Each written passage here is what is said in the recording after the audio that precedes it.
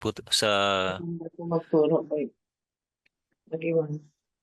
We'll start with our lesson ngayon, lesson number 4. Dito na po tayo sa the Decalogue, or as popularly known, the Ten Commandments. Yung Decalogue, usually, biblically speaking, is known as the 10 words. As we go through the church history, tinawag na siyang the 10 Commandments. Yung Decalogue is obviously came from the word na Deca, 10, and Logos, or word.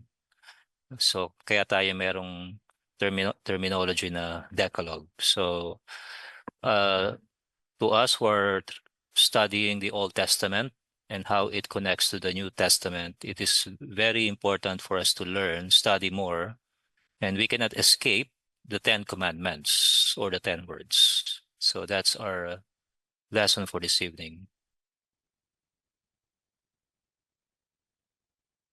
So sa 10 Commandments, 10 words, as narrated dun sa Pentateuch or dun sa 5 books ni Moses,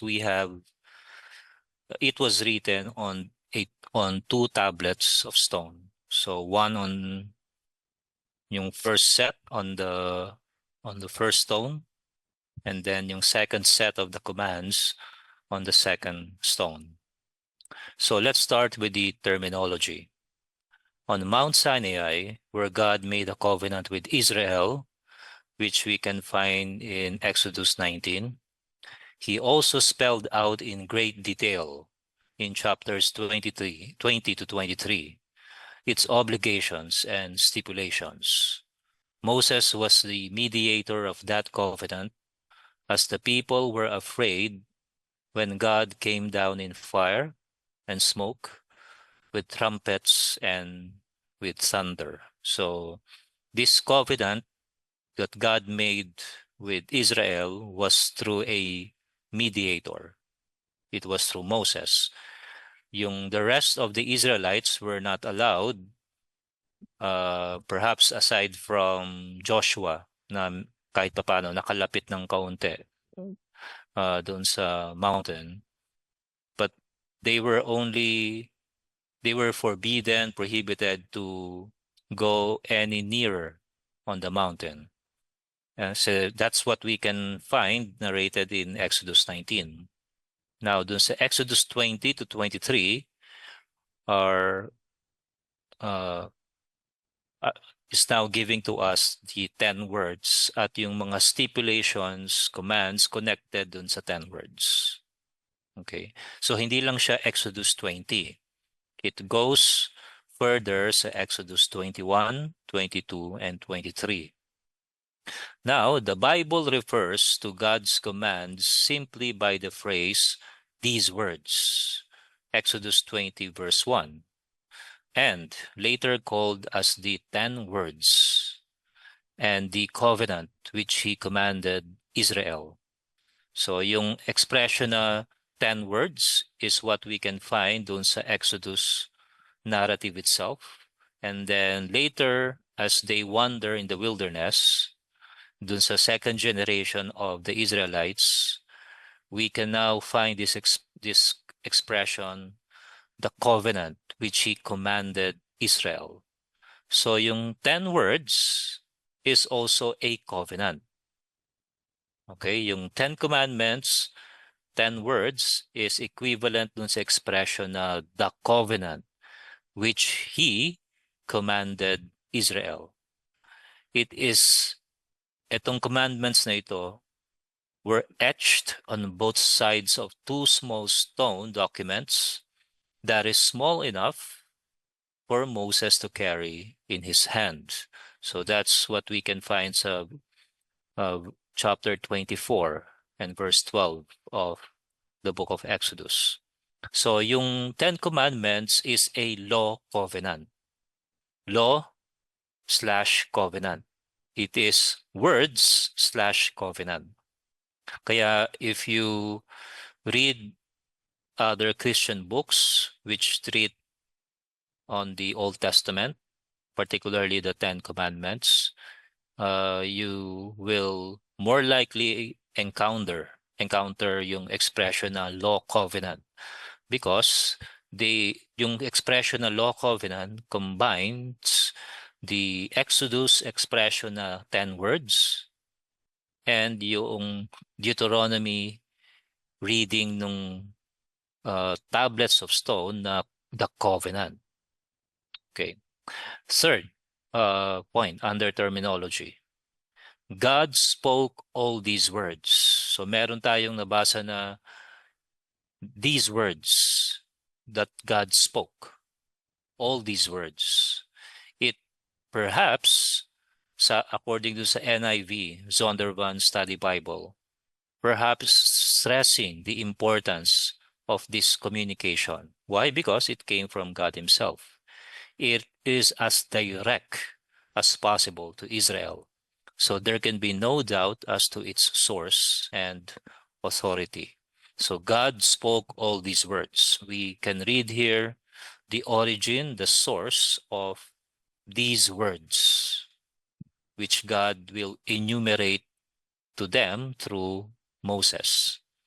Now, ngayon, yung words is a technical term in the ancient Near East for covenant stipulations. So yung pag sinabi, di ba, na expression na you don't have any word of honor. Yung salitang word dun sa word of honor, hindi lang siya basta salita or speech or letters, alphabets. You're now referring sa isang mas technical and formal term kasi nilagyan mo na siya ng word of honor. In the same way, ganun din yung salitang words in ancient usage, expression itong on how it is being used. It is now connected dun sa covenant stipulations. So the words that God spoke in the mountain through Moses were covenant stipulations. Kung ano yung mga commands, instructions, statutes that God gave to Israel through Moses. Now, yung 10 Commandments definitely have divisions. Some have traditionally divided Exodus 20 verses 3 to 6 into 2 commandments. The first command is in verse 3. The second is in verses 4 to 6. And to arrive at a total 10 words, the last command must consist of the whole verse 17. This is the view of the Greek Orthodox Church, some Reformed people, so Josephus, who lived in about 1st century, Philo, and also the NIV translation. Ngayon, let's open yung Exodus 20 itself. If it's okay with you, I'll open my desktop Bible app. Okay.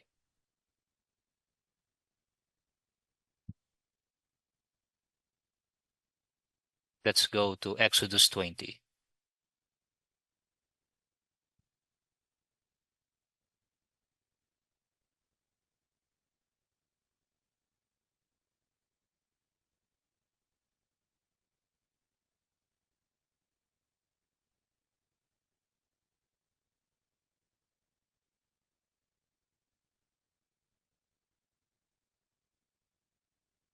Yeah, let me maximize lang yung letterings. Okay.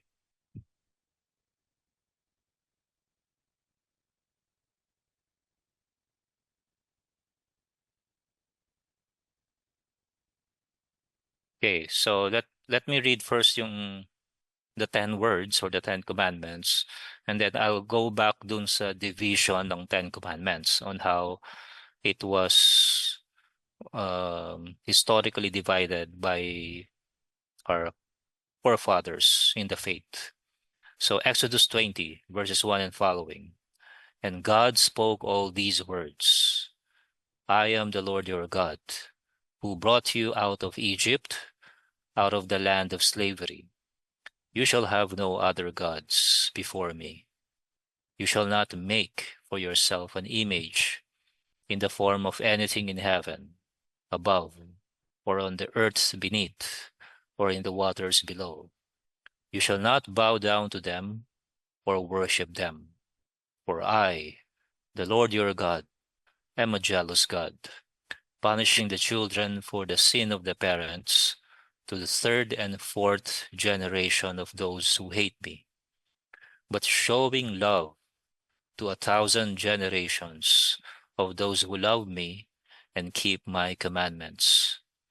You shall not misuse the name of the Lord your God, for the Lord will not hold anyone guiltless who misuses his name. Remember the Sabbath day by keeping it holy. 6 days you shall labor and do all your work, but the seventh day is a Sabbath to the Lord your God. On it you shall not do any work, neither you, nor your son or daughter, nor your male or female servant, nor your animals, nor any foreigner residing in your towns.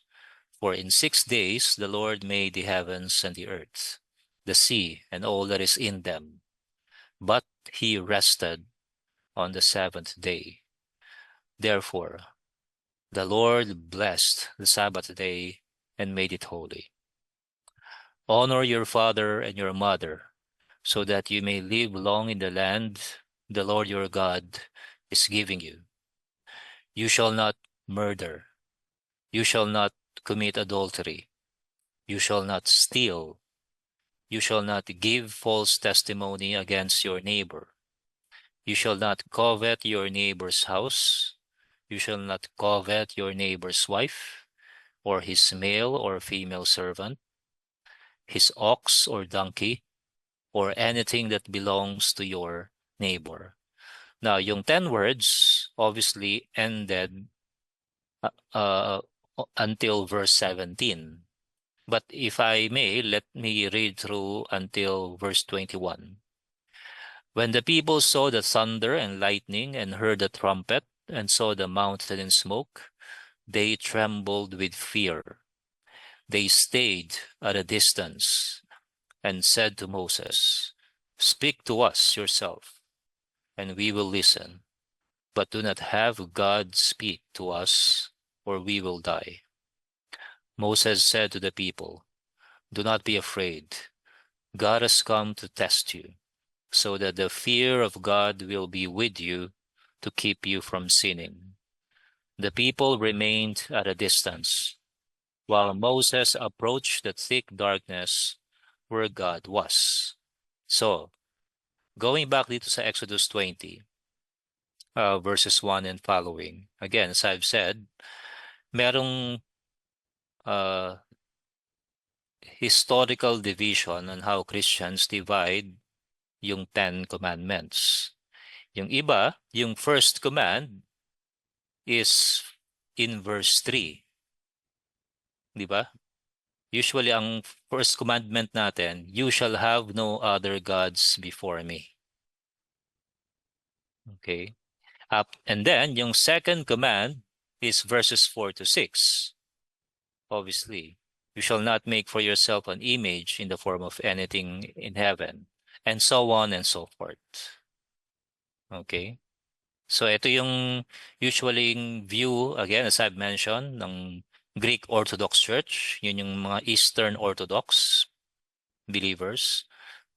Some Reformed groups, and yung NIV translation is in the same division outline.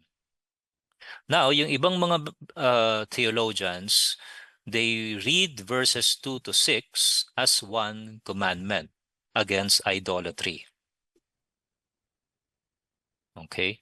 So yung "I am the Lord your God who brought you out of Egypt, out of the land of slavery. You shall have no other gods before me." You shall not make for yourself an image in the form of anything in heaven, and so on and so forth, until the end of verse 4. Yung ibang mga Christians, ang reading nila ng first commandment is from verses 2 to 4. I'm sorry, verses 2 to 6, rather. So yung verses 2 to 6 until yung generations of those who love me and keep my commandments, starting from I am the Lord your God, yan yung first commandment. Okay? So, to arrive at a total of 10 words, syempre kailangan 10 words.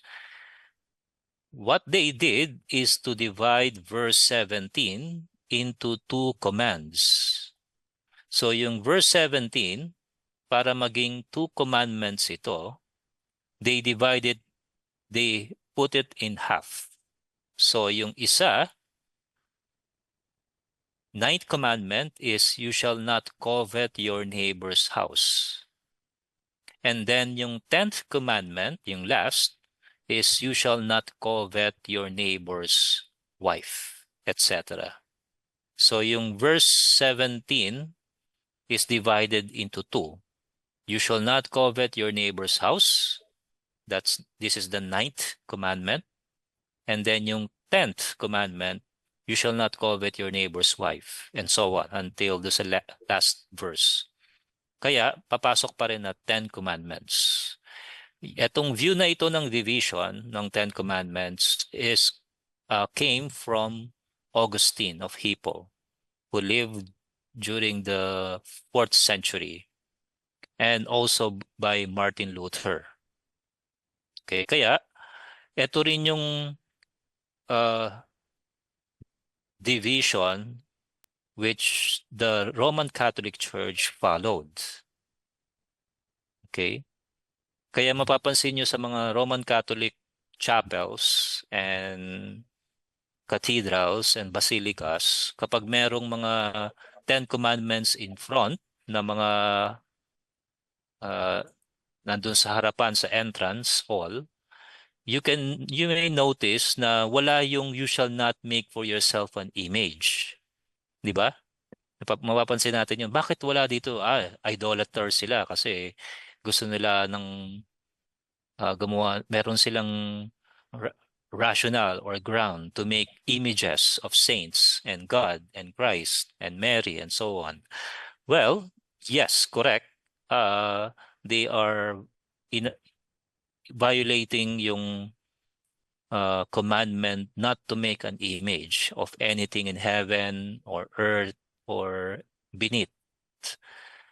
Pero, yung Roman Catholic Church only followed kung ano yung tradition ng nila Augustine at ni Martin Luther. Kasi sa kanila, kay Augustine of Hippo, etong verses 2 to 6 is just one commandment. Kaya may mapapansin nyo dun sa mga replika ng 10 Commandments sa mga Roman Catholic chapels, yung I am the Lord your God, you shall have no other gods before me, yun na yung summary ng verses 2 to 6. That's the first commandment. And then so on and so forth. Okay? So yan. Let me share again yung ating PowerPoint so we can go back. Okay. I hope you can see the screen. So dito sa screen niyo, you can see the Exodus 20 verses 1 to 17 passage on the left side. At yung mga various reading on how to divide, various readings on how to divide the 10 commandments, the 10 words. So yung Jewish view, you can see dun sa second column. Yung first commandment is, then God spoke all these words. I am the Lord your God, who brought you out of the land of Egypt, out of the house of slavery. That's commandment number 1. You shall have no other gods before me. You shall not make for yourself an idol, and so on. Yung verses 3 to 4 is the second commandment. Okay. And you can see here yung Orthodox Church. Ito yung Eastern Orthodox. Iba, obviously, ang reading nila. Sa Protestant, evangelical except Martin Luther. Yung verses 1 to 2 is not part of the first commandment. They read it only as an introduction. Yung God spoke all these words, I am the Lord your God, etc. Hindi ito commandment. Hindi siya part ng first command. Ito lang for them, for Protestants, traditional Protestants, it is merely an introductory. The first commandment is in verse 3. You shall have no other gods before me. That's why makikita rin natin sa mga catechisms, and whether shorter or larger catechisms ng Reformed faiths, Reformed churches, you shall have no other gods before me agad. Okay? Yung Lutheran, obviously, and Catholic views, verses 1 to, technically verses 2 to 6, yung first commandment, and so on. Okay. So yan yung mga various views. In Jewish tradition, as I've said, they take verse 2 as the first commandment against strict monotheism, while verses 3 to 6 are taken as the second commandment against idolatry or making images. Now, one must admit that there's no clear line of distinction between the statements in verses 2 to 6 as potentially two commands, and verse 17 as potentially two commandments as well. What is certain is that Moses understand the total as 10 words. Okay? Doon sa, obviously, yung when it was given, I don't think na merong numbering si Moses. Doon sa 2 tablets of stone. Obviously, wala, di ba? Talagang straightforward mga words lang yon, walang numbering.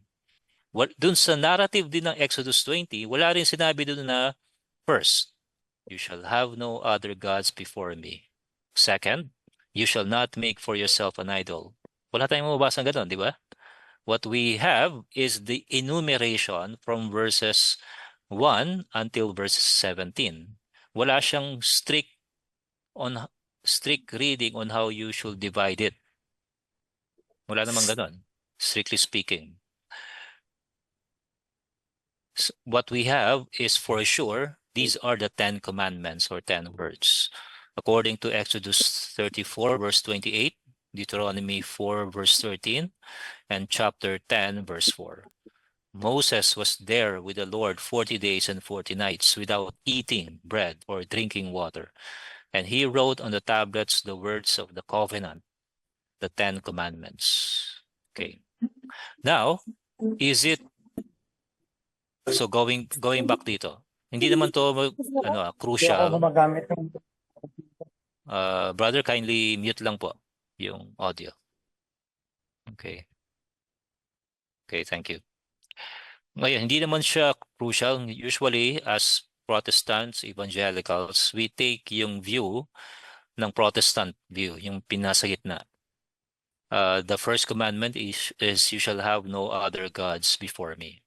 Now, yung akin, yung personal view ko, kailangan nating isama yung verse 2 doon sa first commandment.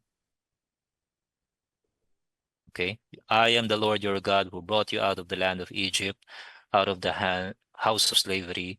You shall have no other gods before me. Yun yung first commandment. Ang introductory ay yung then God spoke all these words. And then, the second commandment, obviously, is verses 4 to 6. Tapos yung verse 17 about you shall not covet, isang commandment lang yan. Okay? That's my personal view on the division. Now, meron pang isang issue about division on whether ang division ba nito ay saan dito yung obligation or commandment before God and obligation and commandments before men. Kasi 'di ba, meron tayong the 2 greatest commandments as mentioned by our Lord Jesus in the New Testament. To love the Lord your God with all your heart, soul, mind, and strength, and to love your neighbor as yourself. 1 good test case or example for us to express how we love God and love our neighbor is through the Ten Commandments. At ngayon, saan dito yung papasok yung yung love for God o yung commandments pertaining to God and yung commandments pertaining to our neighbor? Sabi ni Augustine, it is asked in what way the Ten Commandments of the law are to be divided, whether there are 4 up to the commandment concerning the Sabbath, which pertain to God himself, and 6 that remain, of which the first is honor thy father and mother, which pertain to man, or whether it is more fitting that the former be 3 and the latter 7. So ang tinutukoy ni Martin Luther, going back dun sa Bible natin, yung first 3 commandments pertaining to God starts with verse 2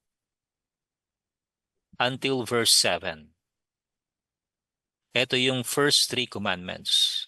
So yung kay Augustine, 3:7 siya. Okay? Ibig sabihin, yung first 3 commandments pertains to God, are obligations to God. Yung I am the Lord your God who brought you out of the land of Egypt. You shall have no other gods before me. First commandment. You shall not make for yourself an image. Second commandment. You shall not misuse the name of the Lord your God in vain. Ito yung third commandment. Ito lang yung para sa Diyos. Yung verses 8 until verse 17, para ito sa tao, including yung Sabbath. Okay. Obviously, sa Protestant circles, we divide it via 4:6. Yung Sabbath day pertains to God then.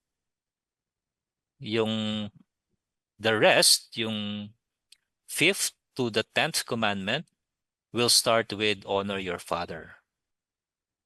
Okay, so merong ganun din.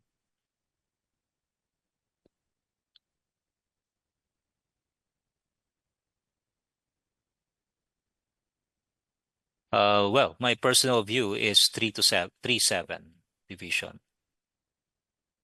Yung Sabbath command, you can definitely make an argument na it pertains to God. Kasi remember the Sabbath day to keep it holy. 6 days shall we labor and do all your work. But if we read it again and again, it really pertains to how God instructed the Israelites for their own rest after yung 6-day labor period. So para to sa mga tao, sa Israelites. Before I go dun sa mga explanation ng mga 10 commandments, any question muna on this, on our preliminaries at this point? Any question po? Yes. Okay.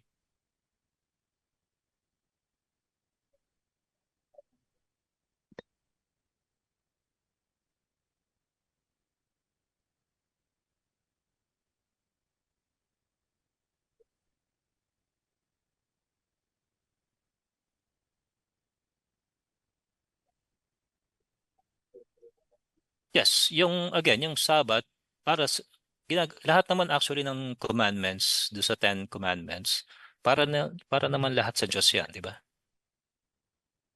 Technically speaking, covenantally speaking, para lahat 'yan sa Diyos. You shall not covet, you shall not murder, you shall honor your father and mother. Lahat 'yan para sa Diyos. Yung remember the Sabbath, hopefully we can have a separate lesson dun sa topic ng rest. Kasi yung rest, connected siya sa Sabbath. I believe yung Sabbath at that time was Saturday. And it is a Jewish practice of observing rest talaga. Now, itong Sabbath rest na ito, which fell on Friday to Saturday, kasi 6 p.m. ng Friday until 6 p.m. ng Saturday. Ito'y pa rin yung nagpatuloy na Jewish practice until the Gospels sa New Testament. Now, after ng Pentecost, obviously, yung mga believers as it was described dun sa Acts post-Pentecost, they were meeting daily, okay, in the temple courts, in the synagogues, in their houses. Merong instance naman sa Pauline epistles, letters ni Paul, na with regard to the collections, you shall do it on the first day of the week. Meron din sa Acts na they meet on the first day of the week. So that will be on Sunday. Ngayon, yung more likely na basis nila ng meeting up for on the first day of the week will be in commemoration or to follow the resurrection day, which is the first day of the week. Now, in my study dun sa Sabbath, I don't think na yung Sabbath, obviously, is equivalent dun sa first day of the week. Pero by principle, definitely, we do assemblies, congregation, church services, study of God's Word, fellowship, Lord's Supper on the first day of the week, Sunday. And we offer it to God, para sa Diyos siya. Okay, so I'm not saying na yung dahil yung fourth commandment ay nandun siya pertaining sa tao, hindi na siya para sa Diyos. Okay, yun lang ay divisions ng Ten Commandments. Kasi pag binasa natin yung fourth commandment, puro siya patungkol sa you shall not work, nor your servants, nor your animals. Patungkol siya dun sa creature, dun sa mga Israelites. At ang basis on why they should rest was because God rested on the seventh day and after creation. So yun lang yun. I'm not saying na yung ginagawa natin every first day of the week ay hindi patungkol sa Diyos. Ngayon, again, I'm just laying also another point of view na yung first day of the week na ginagawa natin, I don't think it's equivalent dun sa Sabbath day na ginagawa ng Old Testament Jews. Hindi siya equivalent. Okay ba yun? We are meeting on the first day of the week in commemoration of the resurrection of Christ. Now, merong mga practices, obviously, na nagpatuloy dun sa meet-up natin ng first day of the week. For Christians, obviously, yung physical rest. Synagogues sa Old Testament, they went to the synagogues after the temple was destroyed kasi wala nang temple worship. So, yung mga Jewish people who were in exile, they established synagogues. Yung mga small spaces where only about a few men can attend. Synagogues yun. They went there on the Sabbath. Sabihin ng Sabbath, Friday to Saturday. Saturday yon. Hindi siya Sunday as we know it in our calendar. Pero sa New Testament Christians, yung meeting ng mga believers, first in commemoration of the resurrection of Christ, was on the first day of the week. And second reason, I believe, on why they were meeting on the first day of the week, for them to avoid being called Jewish, parang sub-Jews sila. Sub-Jew. Parang under pa rin sila ng Judaism. Kasi kung magmi-meeting yung mga believers on the Sabbath, parang wala silang pinagkaiba in one way sa Judaism.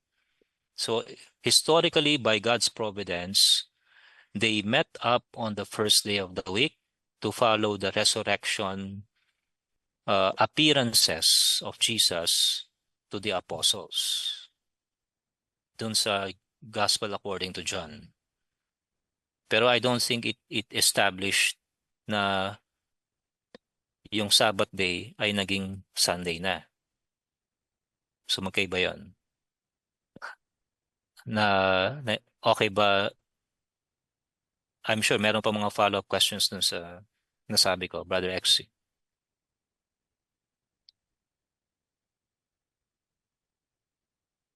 Mhm. Actually, pwede siyang either or. Pwede rin gamitin natin na obviously 4-6, hindi naman siya essential. I'm just saying yung personal view ko lang. 3-7.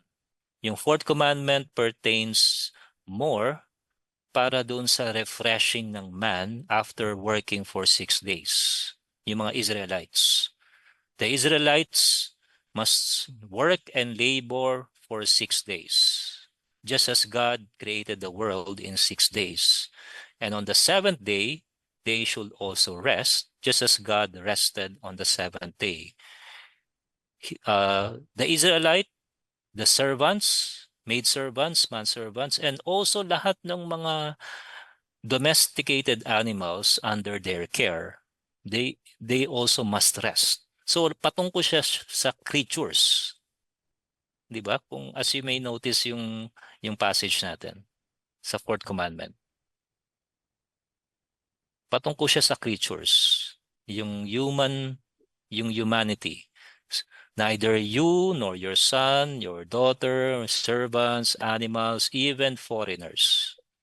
Pero ang ground ng resting is because God rested on the seventh day. Again, in summary, definitely when we go on our Sunday worship meetings and services, we are in a way resting sa trabaho natin nung the previous week, the previous days. So ay yung sinabi ko na merong nagpapatuloy, merong hindi nagpapatuloy.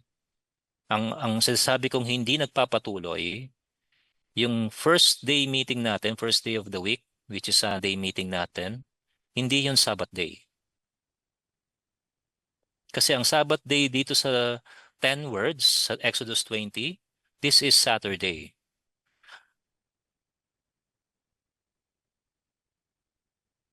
Saturday siya. And even dun sa Acts, kapag na-mention na yung Sabbath day, they met on the Sabbath day, for example. Yung mga Hudyo. Halimbawa, si Paul. Paul argued with the Jews on the Sabbath day. Hindi yun Lord's Day. Hindi Sunday yun. Talagang Sabbath day talaga, which was a Saturday.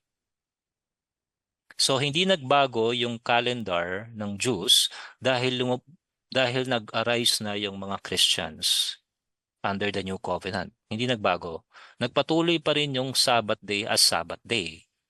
So kung ikaw ay Hudyo na Christian, na naging Christian, would you want to still perform yung Sabbath day para ka makiconnect, makisalamuha sa mga fellow Jews? Yes, of course. Okay lang yun. Kasi yun din yung ginagawa ni Paul, di ba? Paul preached the gospel in the synagogues during the Sabbath day. Ginagawa rin ni Apostle Paul yun.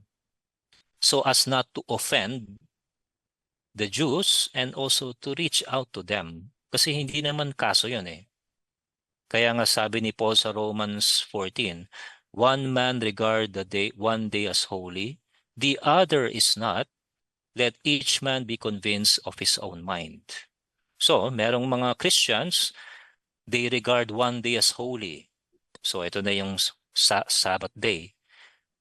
Another Christian regard one day as not. So merong mga Christians na wala siyang holy day. Sabi ni Paul, let each man be convinced of his own mind. Sabihin, yung meeting nila nung Sunday, which is the first day of the week, kung ang tingin mo na transfer na yung holy day ng Sabbath, Saturday sa Sunday, sige, okay lang yon, sabi ni Paul. Sige, kung yun ang view mo, holy day yung Sunday, you can go ahead. Ibig sabihin, hindi siya essential. Hindi siya matter of salvation or sanctification. Pero merong mga Christians noon na ang tingin nila hindi holy day yung Sunday. Kaya nga sabi ni Paul, let each man be convinced of his own mind. Sabi niya sa Romans 14.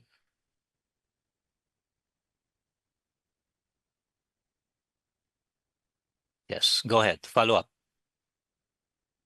Ito yung sinasabi kong verse, Romans 14, verses 5 and following. One person considers one day more sacred than another. Another considers every day alike. Each of them should be fully convinced in their own mind. Whoever regards one day as special does so to the Lord. Whoever eats meat does so to the Lord, for they give thanks to God. And whoever abstains, etc., to the Lord and give thanks to God. And so on. So ito yung kino-quote ko na Pauline practice. So yung New Testament practice, they can treat yung meeting nila as holy or as not. Yung day ang tinutukoy ko, hindi yung gathering. Yung gathering is holy. Pero yung day itself, you can treat it as holy, parang Sabbath, or not. Okay, I'm qualifying so nililinaw ko. Para sa akin, yung gathering ng Christians, when they gather as a church, it is holy. Pero ibang topic na kung yung day itself is holy. Ibang topic na yon. Kasi you are now raising up yung Sabbath issue, yung Sabbath day. Kasi yung Sabbath day doon sa Fourth Commandment, it's a holy day. Go ahead. Follow-up question.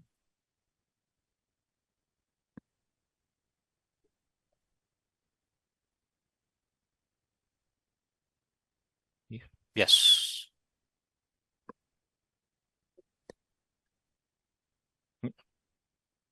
Yes.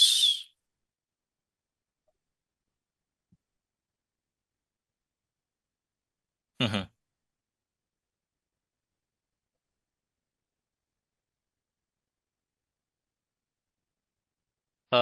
Yes. In a New Testament sense. Correct.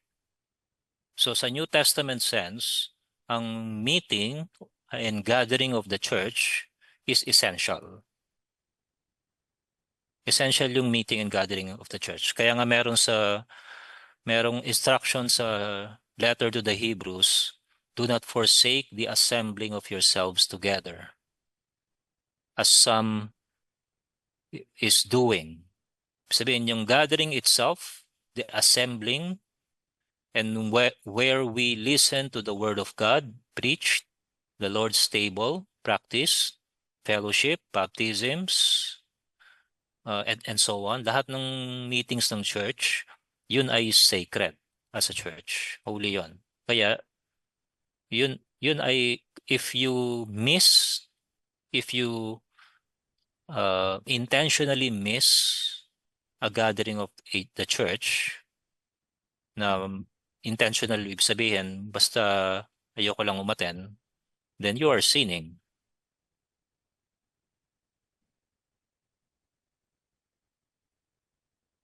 So it's a violation siya. If we intentionally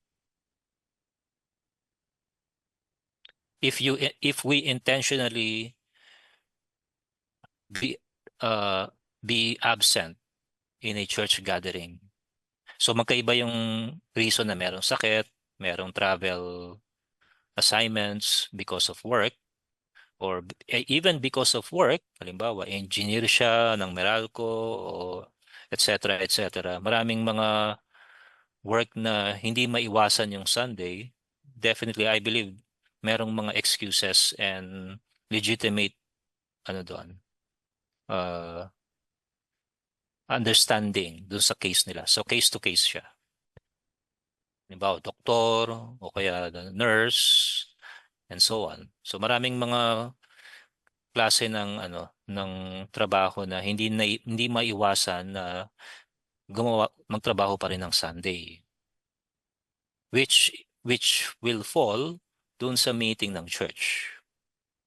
So halimbawa hanggang umaga siya, daytime yung meeting ng church, yung church service. Definitely magiging absent siya kahit na gustuhin niya. So he or she may need to find another job na walang Sunday, or temporarily, hanggat di pa siya nakakahanap ng trabaho, doon muna siya. And then, he or she will just attend sa prayer meeting o makinig muna ng online, o kaya attend ng mga small group instead, to fill in yung kanyang absences sa Sunday. So yun, unintentional yun. Hindi naman, I don't think the person is sinning doon sa ganong case.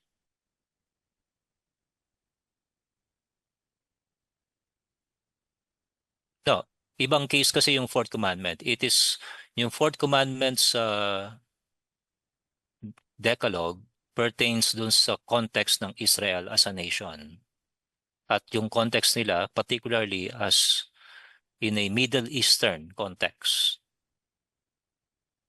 So as you noticed, you shall not do any work. May servants pa sila, your son and daughter, may animals, with foreigners, and so on.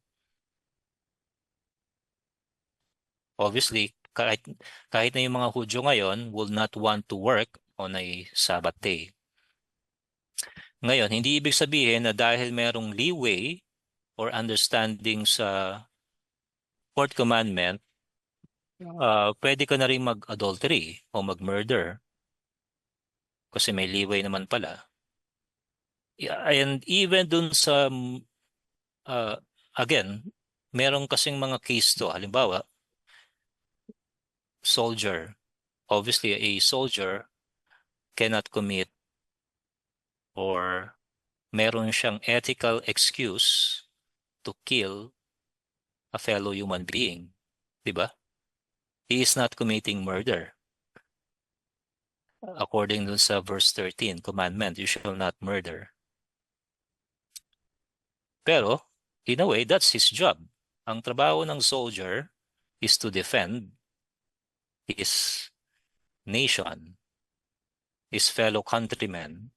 And by defending, he has the authority and the legal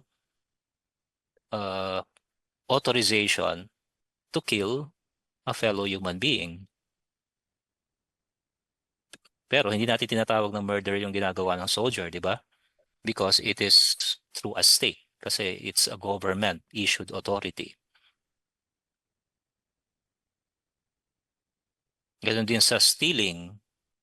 Obviously, absolute, in a way, it is an absolute rule that we should not steal. Whether it's in a big amount or in a small amount. Walang excuse doon sa stealing.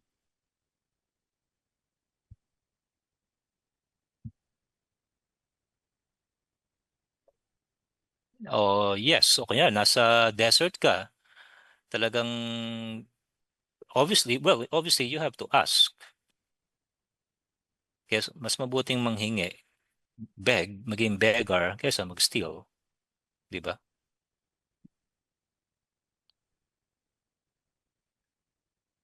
So, yun. So, again, merong mga issue dyan. So, nagbibigay lang ako ng example. Halimbawa, soldier. So, merong mga ganyan. Halimbawa, spy. Obviously, ang spy will have to steal. Ninanakaw mo yung information ng ibang nation. Is that stealing? Yes. Pero is that stealing na according dun sa fourth doon sa commandment ng Decalogue, well, ano niya, nagiging relative na siya. So,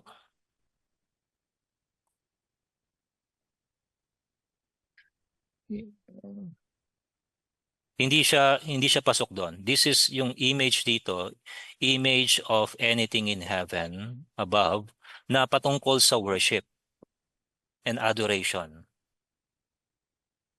And when we go further dun sa from Exodus, Numbers, Deuteronomy, Exodus, Leviticus, Numbers, Deuteronomy, yung 4 books pa ni Moses, yung the rest, patungkol siya doon sa worship of images. Kaya 'di ba yung last lesson natin about the temple, doon sa temple walang image of God. Walang image of God. Pero God commanded Solomon at pati na rin yung through kay Moses dun sa Ark of the Covenant to make obviously an image of angelic beings. So may angelic beings dun sa Ark of the Covenant and inside the temple. Merong mga image dun ng angels, yung cherubims. Now, papasok ba yun dun sa fourth commandment violation? You shall not make for yourself an image. Ano ba talaga? Pwede bang gumawa ng image o hindi pwedeng gumawa? So yung paggawa ng temple, merong exception doon. Kasi nga, it was commanded by God to make cherubims that will cover the mercy seat. So itong fourth commandment pertains dun sa image of God Himself for worship. So halimbawa, gumawa ng image of God Himself or image ni Christ for adoration or worship, that's a violation. O kaya gumawa ng image of the sun and moon, tulad ng ginagawa ng mga pagans, that's a violation. Kasi nasamba nila yung stars. O gumawa sila ng image ng golden calf, which is under the earth beneath. Yun ay violation kasi golden calf yun. At lahat pa ng mga hayop sa waters below and earth beneath. Kapag naging object of worship sila, then that's a violation. Yung angelic,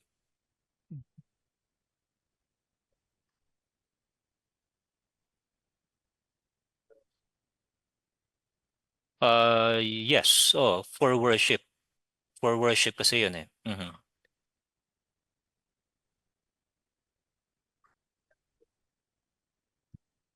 Pag naging, yes, once they became believers, definitely, kailangan gumawa na lang. Pwede namang gumawa ng image, halimbawa na lang, painting, wag na lang image, painting. Gumawa ka ng painting at maraming mga Christians doon sa Middle Ages, di ba? Nang gumagawa ng paintings ng New Testament people, including Jesus. So gumagawa sila ng depiction of the birth of Jesus, depiction of baptism of Jesus, depiction of the death and resurrection of Jesus. Marami silang paintings, images, merong sa Italy, sa Rome, merong David's statue doon ni Michelangelo. So definitely kung nagkaroon tayo ng opportunity to visit yung statue ni David doon sa Italy, hindi mo natin sasambahin yun, di ba? Obviously. We just admire the artwork. If it's merely for artwork sake, then that's not a violation. I don't think it's a violation kasi nga, it's just merely for artwork. Pero ibang usapan kasi if it will be used for worship and adoration to represent God. So, doon pa rin babagsak yun sa paniniwala, doon sa belief and practice. Bakit ba gumawa ng image ni David? Yung ginawa bang image ni David is to be a part of the worship of the church para ma-inspire tayo, mag-worship sa Diyos, para maisipin natin yan si David, tapos papahiran natin ng kung ano-ano, hawakan natin for miracles. Doon na papasok nga yung superstitions, di ba? Yung mga images na ginagawang representations of God. So that's a violation.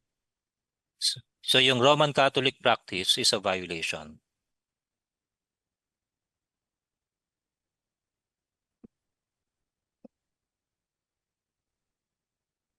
Yes. Mhm. Ang nagkakasala yung sumasamba, hindi yung maker, hindi yung artist. Yeah. Yung artist, as I've said, yung paniniwala lang nga lang niya is for the sake of art.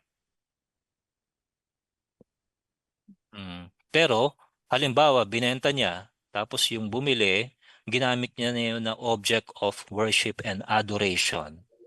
Nilagay niya na kung ano-ano, binasbasan niya, pinabless niya, nilagay na sampagita and other flowers.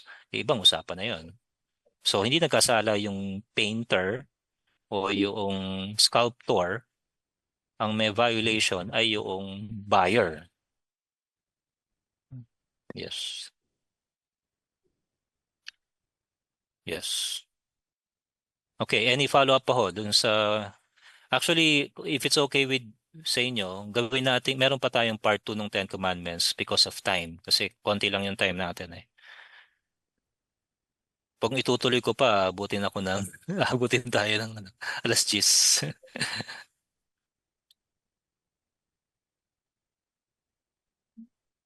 Oh, yes. Kasi for the sake of time, it's already 9:12. Pero I'll entertain some yung mga follow-up questions niyo. Mhm. So just to be sensitive sa time niyo. Kasi we started 8:15 eh. Yan. Okay. May questions pa kayo dun sa mga about sa Sabbath, which we can treat separately.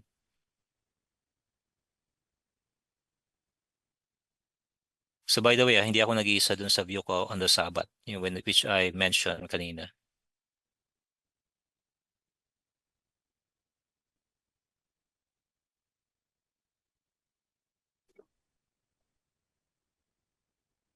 Hmm. And, oh yes.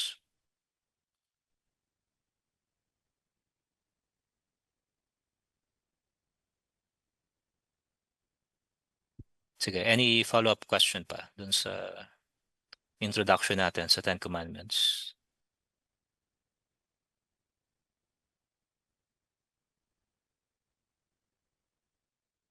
Pero kung halimbawa, Go ahead.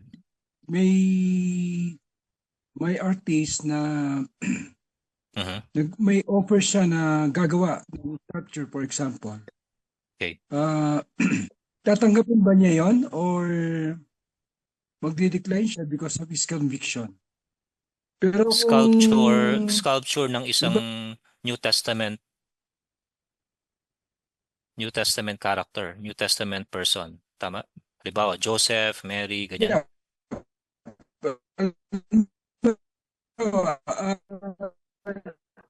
Brother, medyo nawawala yung audio nyo. Kindly Yes. go ahead. Newly Go ahead. Christian pa lang siya. Okay. Yeah. Yung meron siyang chance na mag-decline, pero hindi niya dahil sa kailangan niya ng trabaho, for example. Yes. Well, again, it depends kung sino yung magpapa-commission sa kanya. Kung ang magpapa-commission sa kanya nung sculpture or painting comes from a Roman Catholic Church or Eastern Orthodox Church, I believe he or she can decline. Mas mabuting wag na lang. Kasi definitely, gagamitin yun for worship and adoration. Pero kung yung sculpture ay gagamitin for business, halimbawa, sculpture ng isang Carabao, ilalagay sa isang business site. Na tulad naman ngayon, 'di ba? Marami sa NCR ng mga Carabao, Bulls, etc. Will he decline? Well, sayang naman. So it depends on who is commissioning the sculpture or painting. It depends. Again, papasok pa rin siya sa faith. If it will be used for worship and adoration, the Christian, as much as he knows the doctrine, he can decline. And he should decline kung gagamitin siya for worship and adoration. Definitely, as example kanina, bagong Christian. So, halimbawa, hindi pa niya alam. Hindi pa siya nagva-violate. Although, kasi unintentional pa lang yun. Although kasalanan yung ginawa niya, pero hindi yun in the same level ng isang intentional sinning. Kasi hindi pa niya nga alam eh. So, if the artist is doing it merely for artwork, at yung commissioner, yung nag-commission ng sculpture or painting, will only use that for business, then it's okay. Kapag ginamit na yun for worship and adoration sa loob ng church building, that's a different story.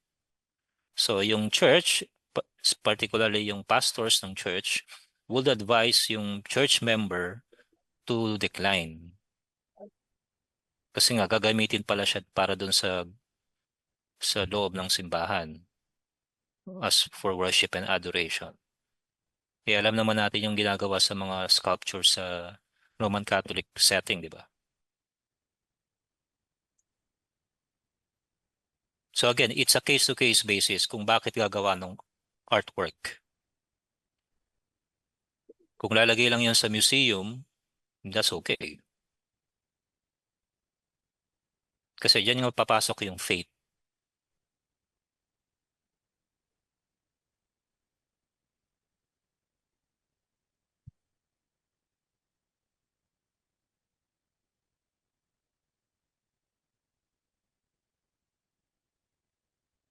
Okay na, okay na. Thank you, Brother Chris. Okay, thank you. Kung hindi pang worship o adoration, Mhm. like dalawang LGBTQ. Okay. or Well, again, magpapagawa. walang pinagkaiba yan sa talent of making food or preparing food, dishes, cakes, pastries. Di ba merong case nga yan sa Amerika na yung isang Christian pastry, yung Christians who own a pastry shop, bakery shop, were sued by an LGBT couple. Kasi yung LGBT couple asked the Christian owner to make them yung cake para sa kanilang wedding. Eh, nag-decline yung Christians. So, na felt nung LGBT couple na they were being discriminated. So, they sued yung Christian owners.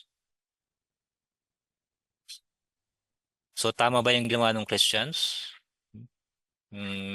Yes, I think so. Pero again, it's a business. Business yun.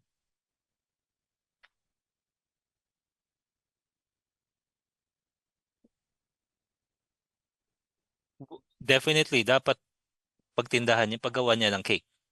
Kasi wala namang, again, doon nga yung papasok sa knowledge eh. Yung faith kasi merong knowledge. Di ba?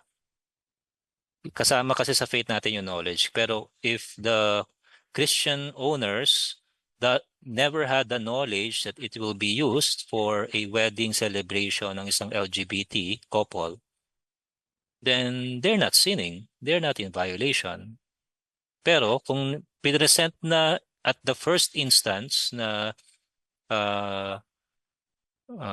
Mr. and Mrs. Owners, kindly create for us yung the best cake ninyo para sa aming LGBT wedding this coming week.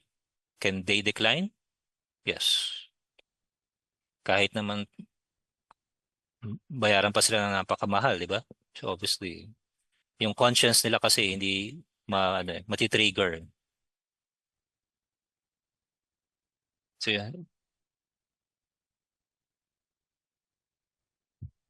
okay.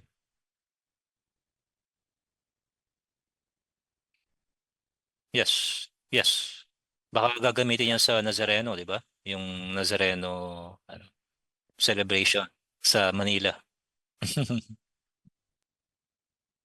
Yeah. Mm. Yes. O kaya for to attract participants, sympathy, mga ganyan lang. Mm. So we can decline. Pwede naman yan. Kasi according yan sa conscience natin. Wala naman pinagkaiba yan sa political setting. Kunyari, pinagawan ka ng kung ano-anong in favor sa isang politician. Can you decline? Yes, you can decline. Kasi hindi akma yun sa conviction mo eh. How much more sa religious setting? Kung yung nagpapagawa sa'yo, gagamitin siya for worship and adoration, then you must decline. Mhm.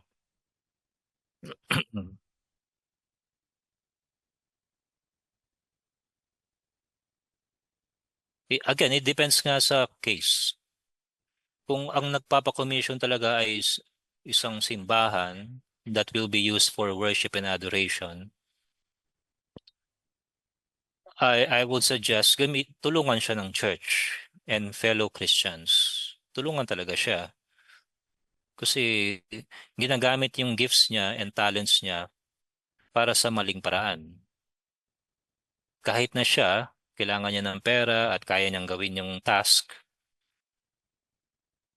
hindi niya, hindi, pwede, mas maganda nga mag-decline siya. Kasi according to conscience yan eh.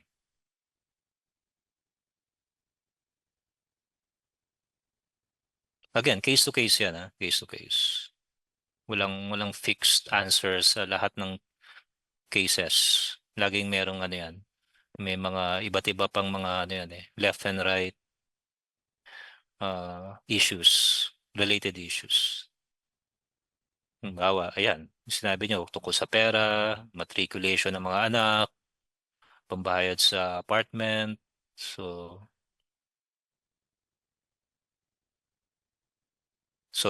ganun din yung conviction, di ba, nung Christian owners who declined to prepare a cake para doon sa LGBT couple. Sa tingin niyo ba, kailangan na rin din nila ng pera? Of course, kailangan nila ng pera kasi business yun eh. Pero they stood their ground sa kanilang conviction. Di ba? Mas magandang pakinggan na nangangailangan sila ng pera pero they decline out of conviction and conscience kesa doon sa nangangailangan sila ng pera, they accepted the task, the work, pero meron naman silang guilty conscience. Pero nakakain sila. So ano bang mas maganda sa dalawa? So I leave that to you. Kung anong mas magandang scenario doon.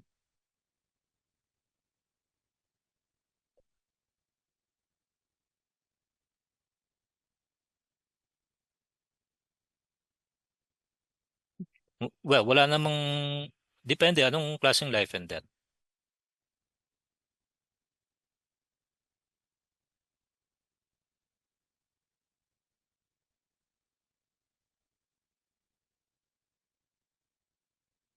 Mhm.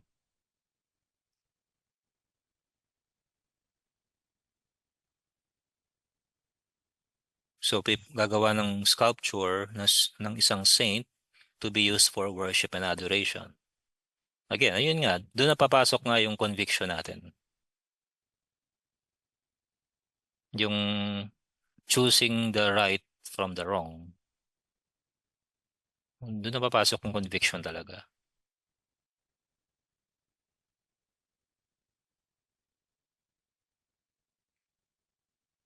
Mhm.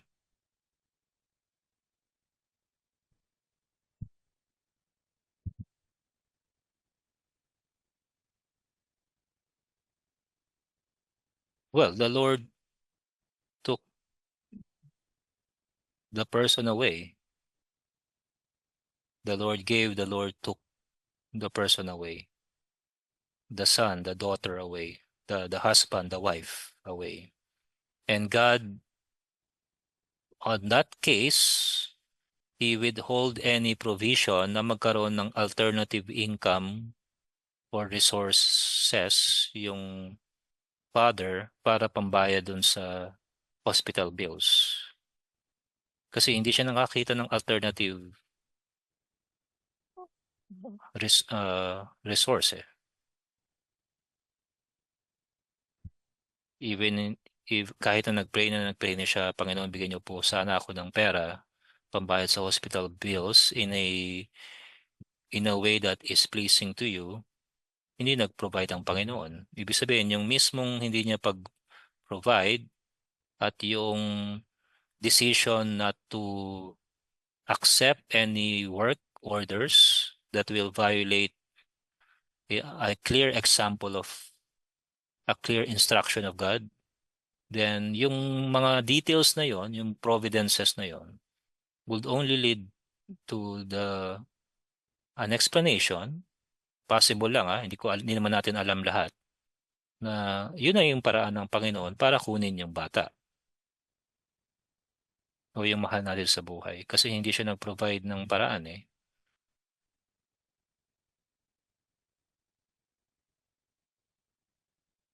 In a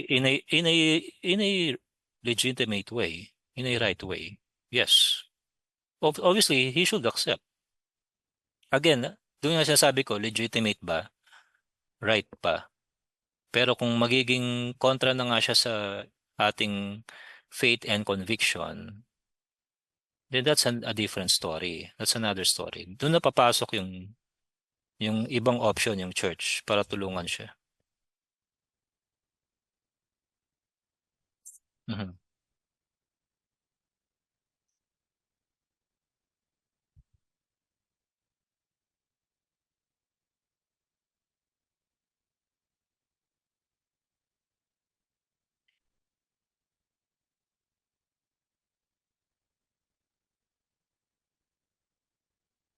Mhm. Mhm.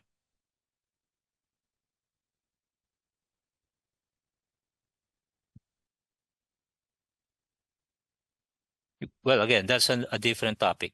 That's has to do more on counseling and grief, handling grief. Pero again, meron pa rin kasing side ng conviction, ng faith. Wala namang pinagkaiba yan sa pinagagawa ka ng masama. Halimbawa, ipepeke mo yung books ng accounting ng boss mo. Pag hindi mo ginawa, mawawalan ka ng trabaho. Diba? Wala namang pinagkaiba yan sa ganun. So what will you choose? What will be your decision doon sa case na yan? Will you doctor the books to maintain your employment or to earn extra income? Or you will lose your job and possibly lose yung matriculation ng anak mo. So ganun talaga ang consequences. Mhm. Okay. Doon papasok doon pa rin papasok yung faith. So pagbasa natin sa Hebrews 11, sabi ron, Rahab had faith. Merong faith si Rahab, kaya niya minislead yung mga fellow people niya na hindi makita yung mga Jewish spies, yung mga Hebrews. Why? Bakit niya ginawa na i-mislead sila at hindi sabihin yung totoo at tinago niya? Because she had faith. Doon nga sinasabi ko na faith. Yung faith kasi yung operating word and operating conviction kung ano yung gagawin mong steps and decision making. So yung si Rahab, ginawa niya yon hindi para lang basta makapagsinungaling per se. Ginawa niya yon because merong siyang faith na ang Diyos ng mga Hebrews, ng mga Israelites, is the true God, totoong Diyos. At narinig niya yung balita na unti-unti pinabagsak ng Diyos yung ibang mga neighboring kingdoms doon sa Canaan. Nabalitaan niya yung Exodus, yung na-divide, definitely, nabalitaan niya yung mga stories. So, she believed that Yahweh is the true God. And God sent the spies so that they can see kung ano yung condition ng yung loob ng area nila.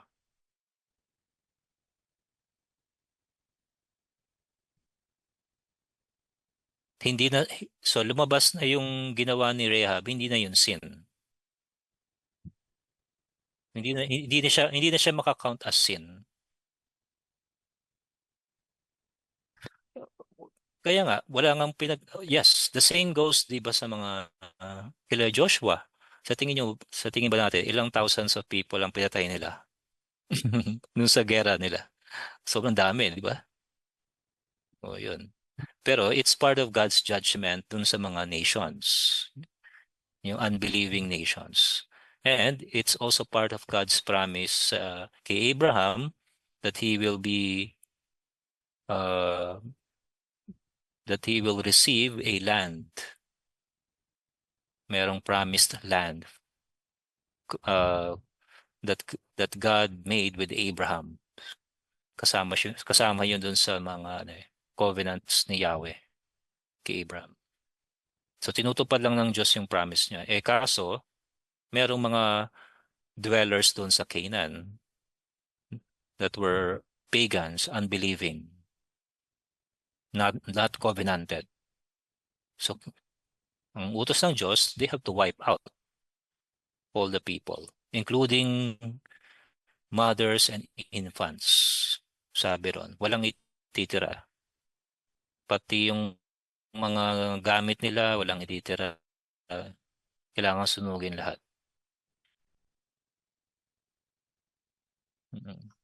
Kaya merong mga di ba, instance dun sa Numbers na merong isang family doon na tinago niya yung ibang mga spoils.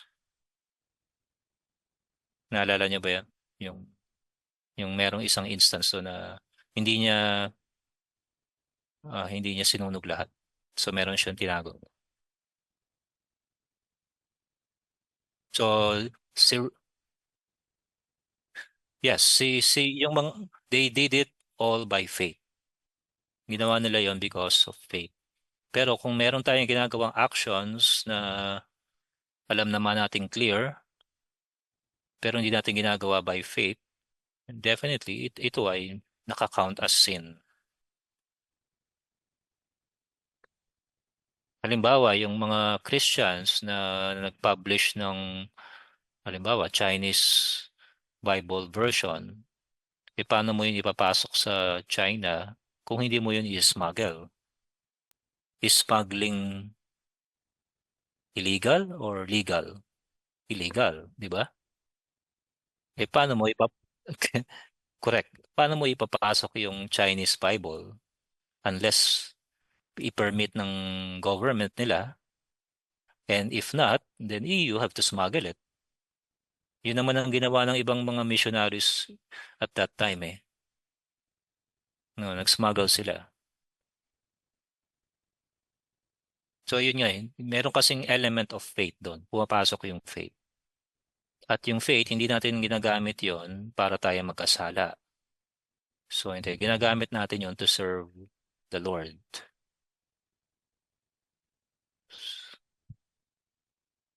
Yun, si Rahab, yung mga nagpaanak dun sa panahon ni Pharaoh sa Exodus. Nagsinungaling din sila, di ba? Hindi nila sinabi yung pag merong lalaki na baby, hindi nila dinideclare. Di ba? Kasi ang command sa kanila, pag lalaki, papatayin, itatapon. Mhm. Okay, one last question po.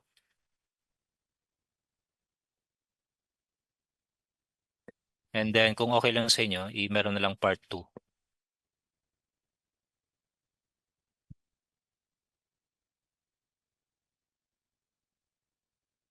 Napahaba yung Q&A natin eh.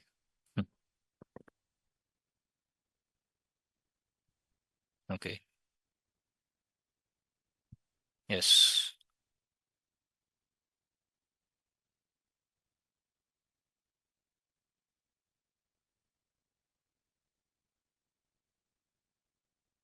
Mhm. Okay. Let's pray. Our gracious Father, we thank you for giving us this time and opportunity to study your word, particularly the 10 Commandments, the 10 words. Salamat, Panginoon. At this point in our study, we have learned it is you who gave the 10 words as a covenant to Israel. It is part of your covenant to them. You've given them clear instructions, commandments, stipulations on how they should live and behave. Salamat, O Diyos, kayo po ay very gracious sa kanila. And yet, this was given not to be a means to be justified, but to expose their sins.